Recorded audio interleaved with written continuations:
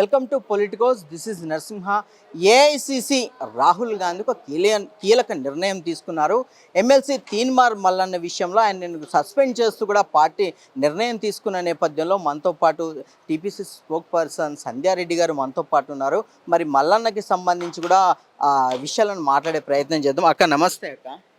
ఈరోజు కాంగ్రెస్ పార్టీ ఒక నిర్ణయం తీసుకుంది, సస్పెండ్ చేస్తూ తీన్మార్ మల్లన్న. ఏంటి ప్రధానమైనటువంటి కారణం ఏంటి అసలు? కారణం లేదు తమ్ముడు. తీన్మార్ మల్లన్న అనే వ్యక్తి క్రమశిక్షణ ఉల్లంఘించాడు. కాంగ్రెస్ పార్టీ అనేది ఒక క్రమశిక్షణకి మారిపోయారు. పార్టీ గైడ్లైన్స్ దాటి మాట్లాడితే ఇప్పటికి ఎన్నోసార్లు చెప్పిండ్రు, అయినా తన తీరు మార్చుకోలేదు.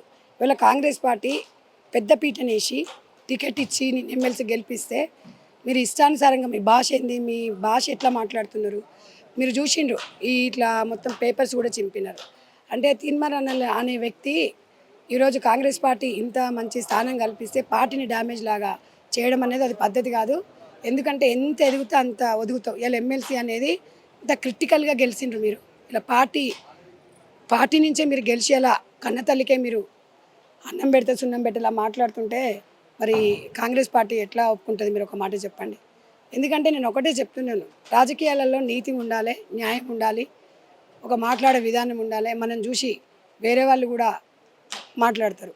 మీరు ఉన్నంత స్థానంలో ఉన్నారు, ఒక ఎమ్మెల్సీ పదవిలో ఉండి మీరు మాట్లాడేది ఎట్లుంటే ఒక గల్లీ లీడర్ కన్నా ఎక్కువ గల్లీ లీడర్ ఇన్న తక్కువ స్థాయిలో మాట్లాడుతున్నారు మీరు. ఇది మాట్లాడడం అనేది ఎంతవరకు కరెక్ట్ అనేది ఆత్మపరిశీలన చేసుకోవాలి తీన్మార్ మల్లన్న గారు.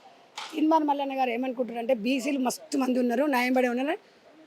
ఎప్పుడైనా ఒకటే గుర్తుపెట్టుకోండి, ఒక మనిషి బీసీ నినాదంతో వెళ్ళాలనుకున్నప్పుడు, ఒక వ్యక్తిగత ఎజెండా ఉన్నప్పుడు పార్టీలకు రాకూడదు. పార్టీ పక్కన పెట్టుకొని నీకు నా దగ్గర కోట్లు ఉన్నాయి, డబ్బులు ఉన్నాయి లేవనుకుంటారా మల్లన్న దగ్గర. ఒకప్పుడు నువ్వే చెప్పినావు ఏం లేదని, ఇప్పుడు నువ్వే చెప్తున్నావు అన్నీ.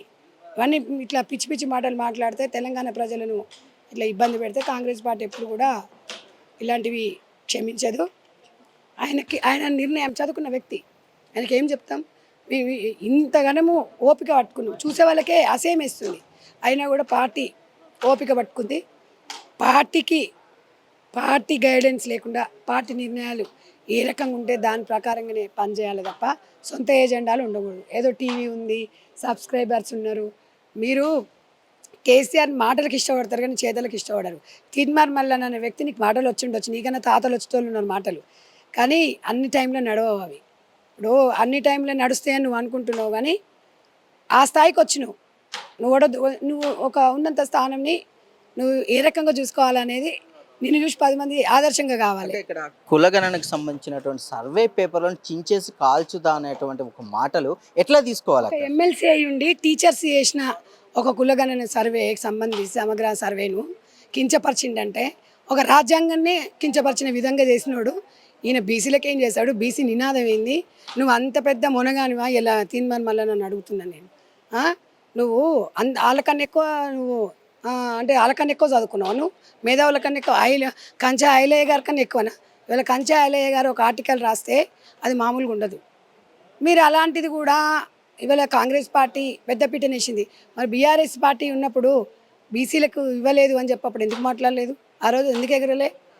నువ్వు జైలుకు పోయేసి వచ్చినప్పుడు ఎంతోమంది నిన్ను సింపతి చూపించారు, కానీ ఇలాంటి వ్యక్తిగా మేము అది చేసింది అనేది. అందుకే నువ్వు జైలుకు వచ్చినావు అని రుణం తీర్చుకురు తెలంగాణ ప్రజలు. ఇలా తెలంగాణ ప్రజలు ఓటేస్తే వాడేయలేదు నాకు ఈడేయలేదంటే ఓటు ఎవరేసిలేదు మొహం మీద ఉంటుందా? నువ్వు మాటలేంది?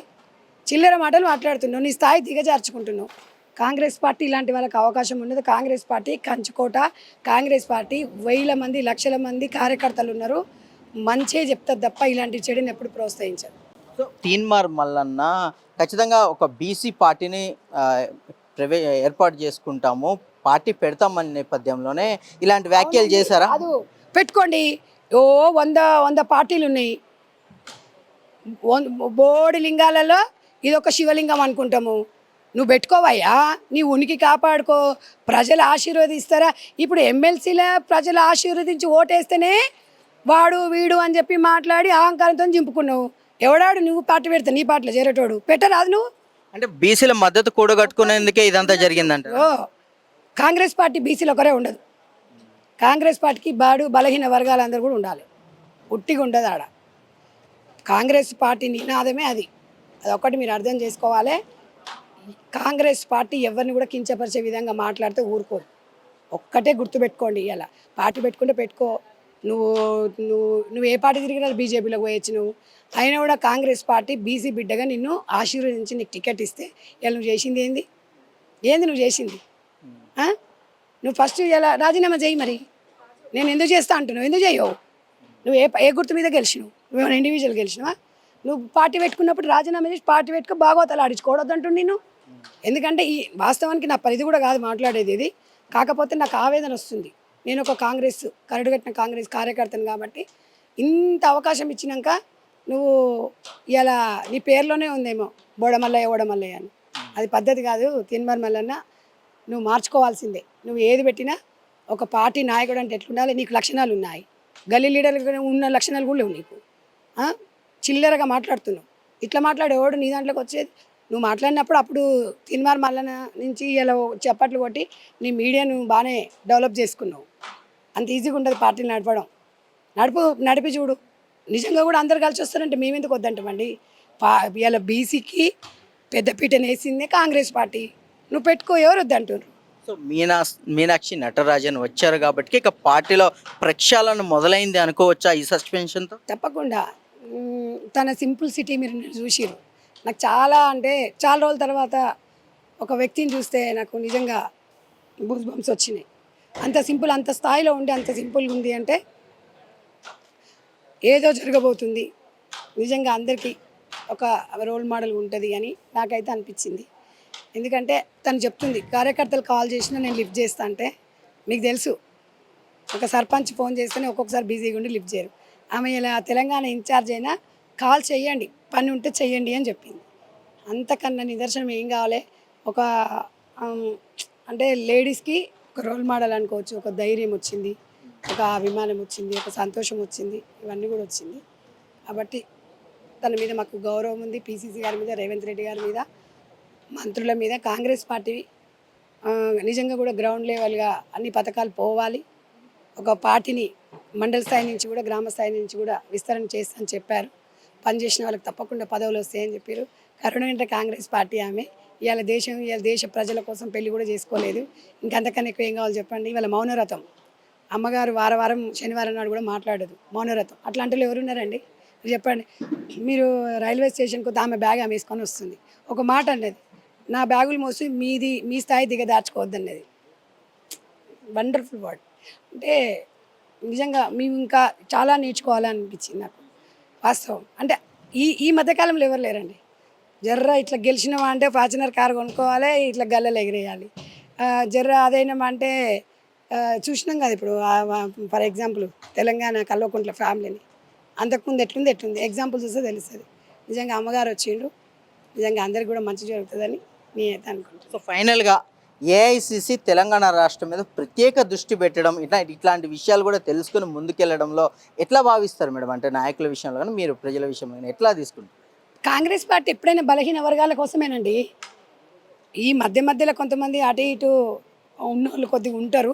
అది ఎట్లనే ఉంటుంది. అది ఇప్పుడు మన కుటుంబంలో అక్కజల్లలో అందరం కరెక్ట్ ఉంటామా? అన్నేళ్ళు ఒకలాగా ఉన్నాయా? అవి ఉంటూనే ఉంటాయి. అంతర్గత కలహాలు చిన్నవి వస్తుంటాయి, పోతుంటాయి. ఇంకొకటి ఏంటంటే కాంగ్రెస్ పార్టీలో స్వేచ్ఛ ఎక్కువ. ఆ స్వేచ్ఛనే ఈరోజు ఈ స్థాయికి తీసుకొచ్చింది. ఎదగాలనుకుంటే ఎదగొచ్చు, ఎంతైనా ఎదగొచ్చు. ఈరోజు ఇక్కడుండి నేను ఇవి మాట్లాడుతున్నా అంటే నా కాంగ్రెస్ పార్టీ ఇచ్చిన అవకాశం. పదవుల కోసం పనిచేయడం కాదు, మనం పని చేద్దాము, పదవులు అవే వస్తాయి. పదవుల కోసం 40 ఏళ్ళు పనిచేసిన వాళ్ళు బాధపడేది ఏం లేదు. ఏదో ఒకసారి దేవుడు అనేది 100% అవకాశం ఇస్తాడు. వచ్చే వరకు మనం వెయిట్ చేయాలి. Thank you. సో చూసారు కదా, ఏదైతే తీన్మార్ మల్లన్న సస్పెన్షన్కి సంబంధించి కూడా ఏఐసిసి ప్రధానంగా ముందుకొచ్చి ఇలాంటి చర్యలు తీసుకోవడం అనేది హర్షించదగ్గ విషయం. పార్టీకి వ్యతిరేకంగా ఎవరు పనిచేసినా కూడా కాంగ్రెస్ పార్టీ అనేది ఉపేక్షించదని కూడా వారు చెప్తున్న నేపథ్యంలో మరి రానున్న కాలంలో మరి ఎలాంటి మార్పులు చోటు చేసుకుంటాయి తెలంగాణ రాజకీయాలు అనేది కూడా వేచి చూడాల్సి ఉంది. సో ఇది ఇప్పటి వరకు అప్డేట్. కెమెరామెన్ ప్రవీణ్తో Narasimha reporting from Gandhi Bhavan, Hyderabad. Please subscribe to the channel and download the Politicos app from the links in the description.